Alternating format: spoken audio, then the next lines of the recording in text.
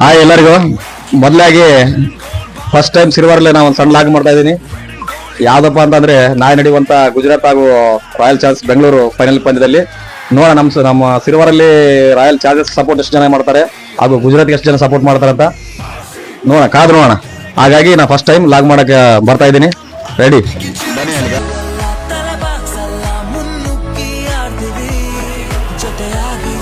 Hi brother ಎಲ್ಲರಿಗೂ. ನಮ್ಮವರೇ ಸಿಕ್ಕ್ರಿ ಇಲ್ಲಿ ಆರ್ ಸಿ ಫ್ಯಾನ್ಸ್. ನಿಮ್ಮ IPL ಫೇವರೇಟ್ ಟೀಮ್ RCB. ನಾಳೆ ರಾಯಲ್ ಚಾಲೆಂಜರ್ಸ್ ಬೆಂಗಳೂರು ಫೈನಲ್ ತಲುಪಿದೆ.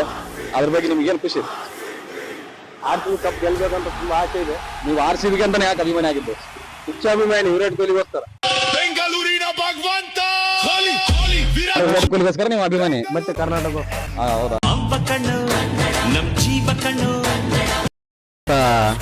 GT ಮತ್ತು RCB ಪಂದ್ಯದಲ್ಲಿ ಅತಿ ಹೆಚ್ಚು ರನ್ ವಿರಾಟ್ ಕೊಹ್ಲಿ ಎಷ್ಟು ಹೊಡಿಬೋದು?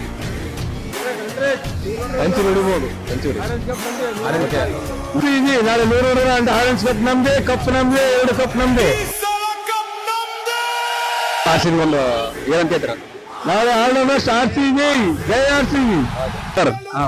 ಕೇಳೋಣ. IPL ನೋಡ್ತೀರಾ? ನೋಡ್ತೀವಣ್ಣ. ನಿಮ್ಗೆ ಇಷ್ಟವಾದ ಟೀಮ್ RCB. ಯಾಕಂತ ಕೇಳೋಣ, ಕೇಳೋಣ. ಯಾಕೆ?